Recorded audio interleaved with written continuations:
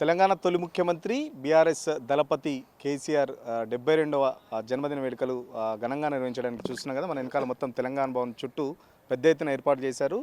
ప్రతి సంవత్సరం లాగే ఈ సంవత్సరం కూడా పెద్ద ఎత్తున ఏర్పాట్లు ప్లాన్ చేస్తున్నారు. మాట్లాడించే ప్రయత్నం చేద్దాం. తలసాని సాయి కిరణ్ యాదవ్ ఉన్నారు. అన్న, ప్రతి సంవత్సరం లాగే ఈసారి కూడా చాలా పెద్ద ఎత్తున ప్లాన్ చేస్తున్నారు. ఏంటి రేపటి అప్డేట్స్ ఏంటి? రేపు ఏం ఏర్పాట్లు ఎలా ఉండబోతున్నాయి? అంటే మాకు పండుగ వాతావరణం కలిగే రోజు మన తెలంగాణ జాతిపిత కేసీఆర్ గారు, ఉద్యమ నాయకుడు, స్ఫూర్తి ప్రదాత, ఎన్నో బ్రహ్మాండమైన ఉద్యమాలను నడిపించి తర్వాత రాష్ట్రాన్ని సాధించి తర్వాత రాష్ట్రాన్ని 10 సంవత్సరాలలో భారతదేశంలోనే నంబర్ 1 స్థాయికి తీసుకెళ్లిన వ్యక్తి. కాబట్టి ఒక పండుగ వాతావరణంలో ఆయన పుట్టినరోజు జరుపుకోవాలనేది ఆనవాయితీగా వస్తుంది. మీరు చూస్తున్నారు, ఎప్పుడు ఉండదు, గడిచిన 15-14 సంవత్సరాల నుండి జరుగుతుంది. రేపు కూడా యథావిధిగా బ్రహ్మాండమైన కోలాహలాల మధ్యలో కార్యకర్తలు, అభిమానులు, నాయకుల మధ్యలో పొద్దున 10 గంటలకి, అంటే ఎవరి ఏరియాలో వాళ్ళు, డివిజన్లో ఉన్న వాళ్ళు కానివ్వండి, జిల్లాల స్థాయిలో ఉన్న వాళ్ళు కానివ్వండి, వాళ్ళ దగ్గర సేవా కార్యక్రమాలు పూర్తి చేసుకున్న తర్వాత తెలంగాణకు వస్తారు, భవన్కి వస్తారు. ఇక్కడ తెలంగాణ భవన్కి వచ్చిన తర్వాత డాక్యుమెంటరీ రిలీజ్ ఒకటి ఉంటుంది. ప్రతి ఏటలాగే కొత్త పాటలు ఉంటాయి. 72 kgs కేక్ సార్ ఏజ్ పట్టుకొని తర్వాత భోజన కార్యక్రమం ఉంటుంది. ఇందులో ముఖ్య నాయకులుగా కేటీఆర్ గారు, హరీష్ అన్న, మాజీ మంత్రులు తలసాని శ్రీనివాస్ యాదవ్ గారు, మహమూద్ అలీ గారు, సిటీలో ఉన్న నాయకత్వం, జిల్లా స్థాయిలో ఉన్న నాయకులు, ఎందుకంటే ఎలక్షన్ కూడా ఈరోజు జరిగిపోతుంది కాబట్టి రేపు అందరూ ఇందులో భాగస్వామ్యం అవుతారు. బ్రహ్మాండంగా, కోలాహలంగా, ఘనంగా పుట్టినరోజు జరుపుకుంటాం. మీరు మాట్లాడితేనేమో జాతిపిత అని చెప్పేసి ఇంతకుముందు ప్రెస్ మీట్లో కూడా 4-5 సార్లు అన్నారు. ముఖ్యమంత్రి అయితేనేమో ఎవరికి రా జాతి, ఎవరికి జాతిపిత అని చెప్పేసి కూడా మొన్న పెద్ద ఎత్తున మాట్లాడిన పరిస్థితి. ఏమనిపిస్తుంది మరి? కేసీఆర్ నిజంగా తెలంగాణ జాతిపిత కాదా, లేకపోతే ఏంటి?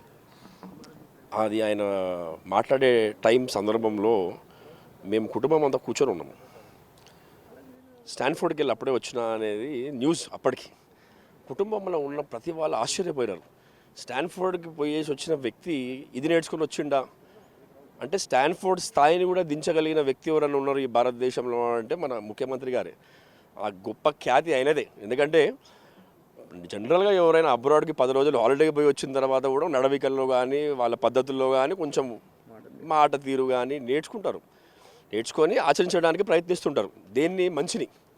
ఈయన మాత్రము ఆయన ఏం టెన్షన్లు ఉండేనో అక్కడ. ఎందుకంటే ఆయన అక్కడ ఉన్నంత కాలం ఇక్కడ సీరియల్ ఎపిసోడ్ నడిచింది. సిట్టు విచారణ అనుకుంటూ, ఫోన్ ట్యాపింగ్ అనుకుంటూ మనమే రెగ్యులర్గా మాట్లాడుకోవడం జరిగింది. ఇక ఆయనకి ఏం ఫ్రస్ట్రేషన్, కోల్ మైన్ ఫ్రస్ట్రేషనా, కోల్ స్కామ్ ఫ్రస్ట్రేషనా, మంత్రుల ఫ్రస్ట్రేషనా, ఏం ఫ్రస్ట్రేషనో తీసుకొచ్చి ప్రతిసారి కేసీఆర్ గారి పైన మాట్లాడాలని ఆలోచిస్తున్నాడు. తెలంగాణకి కేసీఆర్ గారు జాతి పిత అని నువ్వు అఫీషియల్గా గవర్నమెంట్లో ఓటింగ్ వేపి, ఎట్లయితే పబ్లిక్ది మ్యాండేట్ తీసుకుంటామో నువ్వు అఫీషియల్ వెబ్సైట్ పెట్టు, నీ గవర్నమెంట్ నుండి పెట్టు, తెలంగాణ జాతిపిత కేసీఆరా కాదా అని మీరు పెడితే పర్సంటేజే చెప్తుంది మీకు.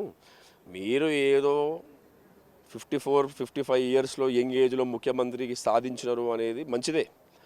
రాష్ట్రానికి యువ నాయకత్వం రావాలి, చెయ్యాలి. మీకు అవకాశం వచ్చిన అవకాశాన్ని ఏం చేసినారు అనేది కదా ఇంపార్టెంట్. మీరు వచ్చిన అవకాశాన్ని ఎట్లా సద్వినియోగం చేసుకున్నారు అంటే, ఇంకా మళ్ళీ జీవితకాలంలో రేవంత్ రెడ్డి గారు పేరు ఉచ్చరించడానికి కూడా ఇష్టపడనంత విధంగా మీరు పరిపాలన చేస్తున్నారు. అక్కడ ధ్యాస పెట్టండి. తెలంగాణ జాతిపిత, తెలంగాణ ఉద్యమము, రాష్ట్ర సాధన, అభివృద్ధి, ఇవన్నీ చిన్నపిల్లలు అడిగినా చెప్తారండి ఎవరు చేసినారు అనేది. మీరు అడ్మినిస్ట్రేషన్ పైన దృష్టి పెట్టండి, మీరు వెల్ఫేర్ పైన దృష్టి పెట్టండి, మీరు ఎట్లా చేస్తే ప్రజానికం బాగుపడుతున్న పైన దృష్టి పెట్టాలి తప్ప ఏదో 4 పంచు డైలాగులు కొడతా వార్ 1 సైడ్ అయిపోతుంది, ఇటువంటివి అయిపోయినాయి. ఈ కాలం చెల్లిపోయింది. ప్రజలందరూ కూడా వేచి చూస్తున్నారు. ఇంతకుముందులా లేరు. గొడ్డు కాలం కాదు. అందరూ చదువులు, అందరూ జాబులు, అందరికీ అవేర్నెస్, సోషల్ మీడియా జమానాలో అన్నీ తెలిసిన వ్యక్తులు అందరూ. ప్రజల అమాయకులు అనుకోవడం నీ తప్పది. చెప్తారు కదా, ప్రజాపాలనకు సంబంధించి మున్సిపల్ ఎన్నికల్లో కానీ మొన్న జరిగిన సర్పంచ్ ఎన్నికల్లో మా ప్రజాపాలనకు సంబంధించి చూసే ఓట్లు వేశారు, ప్రజాపాలన పెద్ద ఎత్తున ప్రజలు ఆశీర్వదించారని చెప్పేసి కాంగ్రెస్ పార్టీ చెప్తుంది. తప్పకుండా వాళ్ళు దానికే ఆనందపడుతున్నారంటే ఇక దానికి మేమేం చేయగలుగుతాం. దానికి జనరల్గా పంచాయతీలు, గ్రామ పంచాయతీ ఎలక్షన్స్ కానీ, ఎంపీటీసీ, జెడ్పీటీసీలు కానీ, మున్సిపల్ ఎలక్షన్స్ కానీ, ఏ గవర్నమెంట్ ఉంటే వాళ్ళ వైపే ఎక్కువ శాతం ఉండేది ఆస్కారం ఉంటుంది. ఎందుకంటే 2 విషయాలు. ఒకటి, బ్రహ్మాండమైన పాలన ఇస్తుండాలి, లేదా డబ్బులు వస్తాయని ఒక ఆశనను ఉండాలి. ఎందుకంటే గ్రామం అభివృద్ధి చెందుతుంది, టౌన్ అభివృద్ధి చెందుతుంది.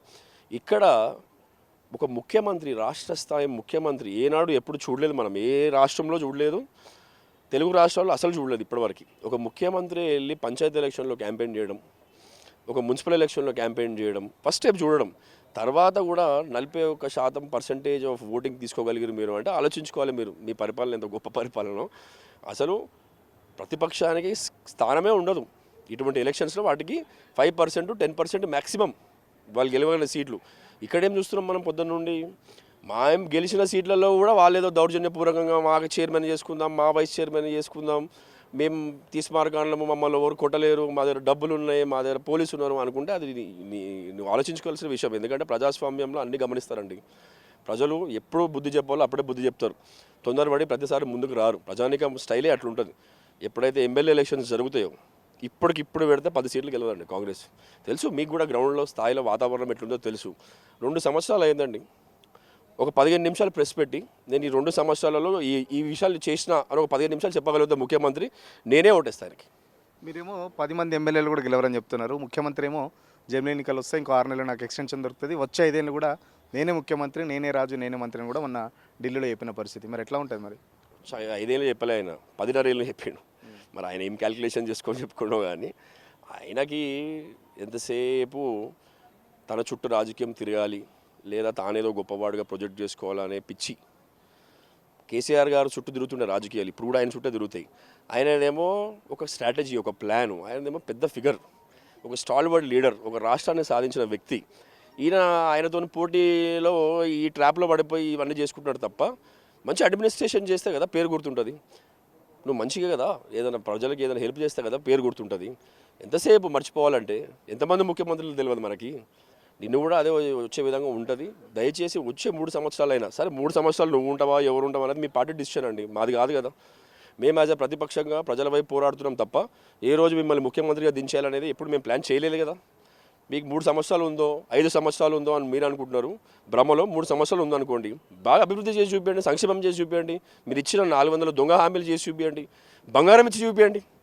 ఇట్లా మంచి పరిపాలన వైపు మీరు అడుగులేస్తారని నమ్ముతున్నామని ఆలోచిస్తున్నాం. ఫైనల్గా చెప్పండి, కేసీఆర్ ఆనవాళ్ళు లేకుండా తెలంగాణలో నేను చేస్తా అని చెప్పేసి ముఖ్యమంత్రి పదే చెప్పిన సందర్భం.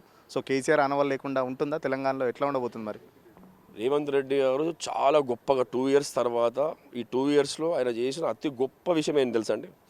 మిస్ వరల్డ్ కాంపిటీషన్ పెట్టడం. ఇక్కడ ఆ మిస్ వరల్డ్ కాంపిటీషన్ విజువల్స్ తీయండి మీరు. ఎక్కడ పోతారు మిస్ వరల్డ్? యాదగిరిగుట్ట టెంపుల్కి వెళ్తారు, సెక్రటేరియట్కి వెళ్తారు, బుద్ధా పార్క్కి వెళ్తారు. కేసీఆర్ గారు ఆనవాళ్ళే కదండి అవి. కేసీఆర్ గారు ఆనవాళ్ళు ఇంటర్నేషనల్ స్థాయిలో చూపించే విధంగా ఉంటాయి. మీరు చిన్నపిల్లలు కాబట్టి మీకు ఆ భ్రమ తెలియదు. మీరు చేసిన గొప్ప విషయం ఏంది? 2 సంవత్సరాలలో మిస్ వరల్డ్ పోటీలు, దేనికి పనికిరాని మిస్ వరల్డ్ పోటీలు నిర్వహించారు, హోస్ట్ చేసినారు. మీరు హోస్ట్ చేసి ఎక్కడ తిప్పినారు వాళ్ళని? తెలంగాణ జాతిపిత కేసీఆర్ గారు కట్టిన ఆనవాళ్ళ దగ్గరనే తిప్పినారు మీరు. కాబట్టి ఆయన ఆనవాళ్ళు చెరపాలంటే ఆషామాషి పని కాదు, మీ తరం కూడా కాదు. ఖచ్చితంగా తెలంగాణ నుంచి కేసీఆర్ని ఎవరు వేరు చేయలేరని చెప్పేసి చెప్తున్న పరిస్థితి. ఖచ్చితంగా తెలంగాణ జాతిపిత కేసీఆర్ ఎప్పటికీ అని చెప్పేసి చెప్తున్న పరిస్థితి చూస్తున్నారు కదా. రేపు పెద్ద ఎత్తున వర్కింగ్ ప్రెసిడెంట్ కేటీఆర్ కానీ, హరీష్ రావు గారు, నగరానికి చెందిన ఎమ్మెల్యేలు, మంత్రులు, మాజీ మంత్రులు అందరూ పెద్ద ఎత్తున వస్తున్నారు. ఎప్పటిలాగే ఈసారి కూడా బర్త్డే వేడుకలు చాలా ఘనంగా చేస్తున్నా అని చెప్పేసి తలసాని సాయి కిరణ్ యాదవ్ చెప్తున్న పరిస్థితి. మరి పక్కన మున్సిపల్ ఎన్నికలకు సంబంధించి కూడా కాంగ్రెస్ పార్టీ ప్రభుత్వం ఎక్కడికక్కడ దౌర్జన్యకాండ కూడా చేసింది. సో ఇంకా వచ్చే 5 ఏళ్ళు ముఖ్యమంత్రిగా ఉంటా అని చెప్పేసి చెప్తున్నారు రేవంత్ రెడ్డికి. ఇప్పుడు ఉన్న 3 ఏళ్ళు మాత్రం ఖచ్చితంగా మంచి చేసి చూపెట్టాలని చెప్పేసి రేవంత్ రెడ్డిని డిమాండ్ చేస్తున్న పరిస్థితి. వీడియో జర్నలిస్ట్ సతీష్తో సురేష్, తెలంగాణ భవన్ నుంచి. అసలైన తొలి వెలుగు. ఫాలో వాట్సాప్ @తొలి వెలుగు official.